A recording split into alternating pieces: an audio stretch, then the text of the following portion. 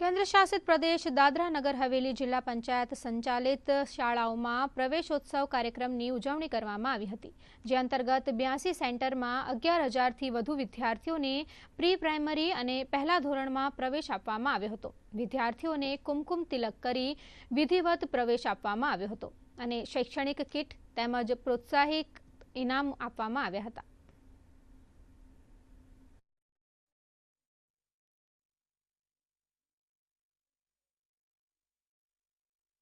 नरोली में प्रवेश उत्सव मनाया गया। इसके साथ ही माननीय प्रशासक श्री प्रफुल्ल भाई पटेल ने नरोली में पृथ्वीराज चौहान स्कूल का भी उद्घाटन किया। ये स्कूल 2000 बच्चों की कैपेसिटी रखता है। ये लगभग 19.5 करोड़ रुपए की लागत से बना है। इसकी सारी कक्षाएं स्मार्ट क्लास हैं, उसमें इंटरैक्टिव फ्लैट प्लानर लगे हैं।